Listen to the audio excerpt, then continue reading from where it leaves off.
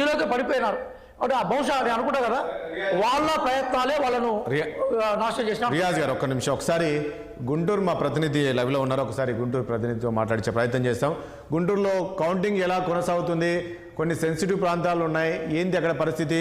మొత్తానికి చూస్తూ ఉంటే గుంటూరు జిల్లాలో కూడా దాదాపుగా కూటమికే ఆధిక్య సీట్లు వచ్చేటట్లు కనబడుతుంది.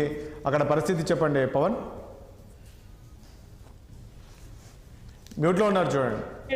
ఎస్ ఓకే సార్, మొత్తానికి అయితే మాత్రం కూటమి సంబంధించి కూడా ఒక సునామీ ప్రపంచంలో దూసుకుపోతా ఉంది. దాదాపుగా గుంటూరు ఉమ్మడి గుంటూరు జిల్లాలోని 17 నియోజకవర్గాలు 3 పార్లమెంట్లు అసెంబ్లీలు కూడా పూర్తి స్థాయిలో అయితే మాత్రం చూసుకోవచ్చు. దాదాపు 30,000 పైన ఓట్ల ఆధిక్యంలోనే అభ్యర్థులు అయితే మాత్రం తెలుగుదేశం పార్టీ కూటమి సంబంధించిన అభ్యర్థులు దూసుకెళ్తున్నటువంటి పరిస్థితి కనిపిస్తా ఉంది. ఏదైతే ఉమ్మడి గుంటూరు జిల్లాలో ఉన్నటువంటి తెనాలి నియోజకవర్గంలో జనసేన పార్టీ పోటీ చేస్తున్నటువంటి స్థానంలో కూడా దాదాపుగా ఇప్పటికీ 56,730 ఓట్ల అత్యధిక భారీ ఆధిత్యంలో కూడా దూసుకు వెళ్తున్నటువంటి పరిస్థితి కనిపిస్తా ఉంది. ప్రస్తుతం ఆ కౌంటింగ్ హాల్లో నాదెళ్ల మనోహర్ కూడా ఇక్కడే ఉన్నారు.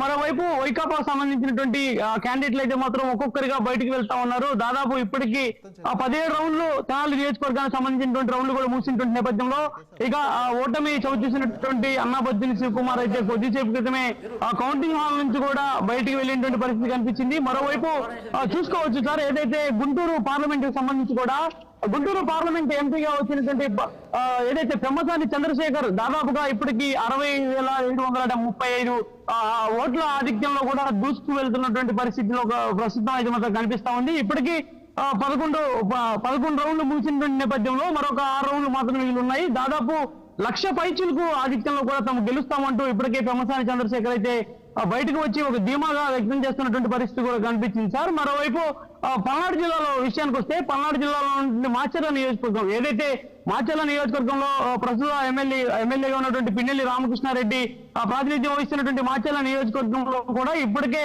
దాదాపు 30,000 పైచిలకు జూలకంటి బ్రహ్మానందరెడ్డి ఆధిక్యంలో దూసుకెళ్తున్నటువంటి పరిస్థితి కనిపిస్తా ఉంది.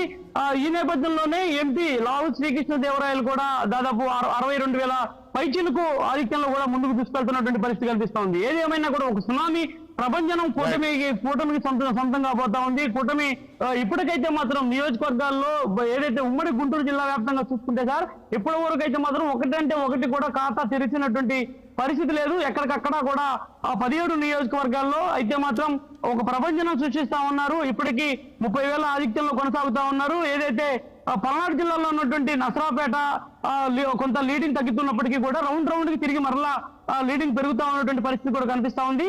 ఈ నేపథ్యంలోనే చూసుకోవచ్చు, ఏదైతే ప్రస్తుతం గుంటూరులో అయితే మాత్రం టీడీపీకి సంబంధించినటువంటి కార్యకర్తల నేతల సంబరాలు అంబరాలనేటువంటి నేపథ్యంలో కొద్దిసేపు క్రితమే మంత్రి విడుదల రజనీ కార్యాలయంపై కూడా తెలుగుదేశం పార్టీ సంబంధించిన కార్యకర్తలు పెద్ద మొత్తంలో కూడా రాళ్లు దాడి చేశారు. అక్కడ ఉన్నటువంటి ఫర్నిచర్ ని తగలబెట్టినటువంటి పరిస్థితి కూడా ప్రస్తుతం కొంత ఉద్రిక్త వాతావరణానికి తెరలేపుతా ఉంది. ఏదైతే గుంటూరు నగరంలో ఉన్నటువంటి కొరటిపాడు సెంటర్ లో మంత్రి విడుదల రజనీ కార్యాలయం ఉంటుంది.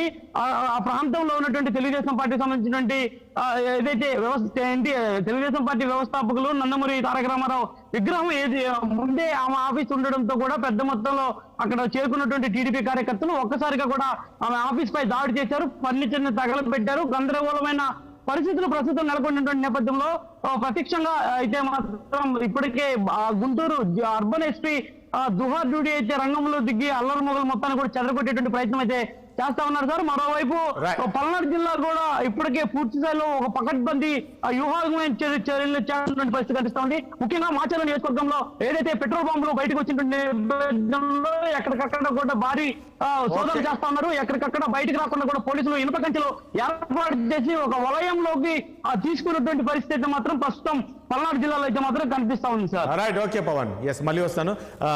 రియాజ్ గారు ఒక విషయము, ఇప్పుడు కూటమి అధికారంలోకి వచ్చేసింది, ఇక్కడ